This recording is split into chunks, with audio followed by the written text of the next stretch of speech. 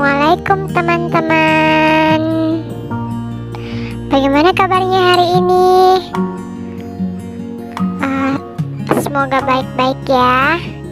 Jadi, perkenalkan, nama kakak Tasya dari jurusan Psikologi Pendidikan dan Bimbingan. Dan pada kesempatan kali ini kakak akan menceritakan suatu dongeng dengan judul Legenda Batu Menangis. Pada zaman dahulu, di sebuah bukit yang jauh dari desa, tinggallah seorang ibu petani bernama Ibu Eka. Ia bekerja menanam sayuran sehari-harinya untuk dijual di pasar. Pada suatu hari, Ibu Eka, syukurlah hari ini cukup banyak sayur yang bisa dijual. Cuacanya panas sekali, aku butuh minum. Nak, anakku, bisakah ibu minta tolong ambilkan segelas air putih? Sang ibu mempunyai anak gadis yang sangat cantik bernama Putri Sorea. Namun sayang, putrinya tidak mempunyai etikat yang sama dengan kecantikannya. Ibu, nak, memanggil anaknya. Sang anak pun menjawab, ibu kan bisa mengambilnya sendiri. Tidakkah ibu lihat aku sedang sibuk? Ibu, baiklah, aku ambil sendiri saja.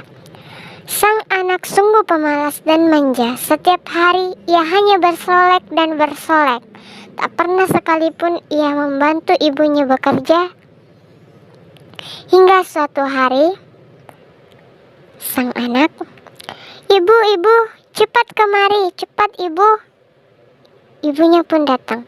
Ada apa anakku? Ada apa gerangan? Lihat ini ibu, sisirku patah. Aku jadi tidak bisa berdandan. Aku minta yang baru. Sang ibu menjawab, iya nak, nanti kalau kita ke pasar, kita beli yang baru. Sang anak, aku juga minta dibelikan perhiasan yang baru. Sang ibu, tapi ibu tidak punya cukup uang nak. Pokoknya aku mau sisir dan perhiasan. Kalau tidak aku pergi dari rumah ini. Ibunya dengan suara yang lesu. Sang ibu menjadi sedih dan bingung karena ulah sang anak. Malam itu nampak gelisah, ia pun memutuskan membuka celengan yang selama ini ia tabung. Tabungan itu sebenarnya untuk keperluan hari-hari, namun demi mengabulkan permintaan sang anak satu-satunya, ia rela memecahkannya. Esoknya sang ibu hendak pergi ke pasar, menjual sayur dan membelikan permintaan sang anak. Ibu, nak, ibu mempunyai sedikit uang untuk membeli sisir baru. Ayo kita pergi ke pasar. Sang anak menjawab, asik-asik, sisir baru, perhiasan baru. Mereka pun pergi ke pasar. Selama perjalanan, sang anak tidak mau membantu membawakan sayur dagangan ibunya. Setelah perjalanan panjang menuruni bukit, mereka akhirnya hampir tiba di pasar. Ketika hendak memasuki pasar, sang anak tiba-tiba berpesan, ibu, sebaiknya ibu berjalan agak jauh dariku. Sang ibu menjawab, kenapa nak? Sang anak, sudahlah, ikuti saja perkataanku. Mana uangnya? Biar aku beli sendiri. Sang anak rupanya malu, merasa malu mempunyai ibu yang tidak secantik dirinya, sehingga ia meminta ibunya berjalan berjauhan. Sesampainya di toko perhiasan, penjual menawarkan perhiasannya. Silahkan dilihat perhiasannya, nona cantik. Sang anak, wah, bagus-bagus, aku jadi bingung. Sang ibu tiba-tiba datang. Apakah kau sudah menemukan yang pas, nak? Penjual berkata, apakah itu ibumu? Anak yang merasa malu menjawab, aku tak punya ibu seperti itu. Ibunya pun terkejut mendengar perkataan anaknya itu. Namun ia masih memaafkannya. Setelah membeli perhiasan dan sisir, mereka pulang ke rumah. Sama seperti waktu sebelum sang anak enggan berjalan berdekatan dengan ibunya dalam perjalanan ke pasar, hal yang seharusnya tidak dilakukan sang anak, ia lakukan kembali. Dia enggan berjalan pulang dengan ibunya. Sampai di suatu jalan, sang anak bertemu dengan dua pemuda. Pemuda pertama, "Hai Nona, Anda terlihat nampak cantik sekali." Pemuda kedua, "Kecantikanmu membuat kami terpanah, Nona cantik." Sang anak menjawab, terima kasih."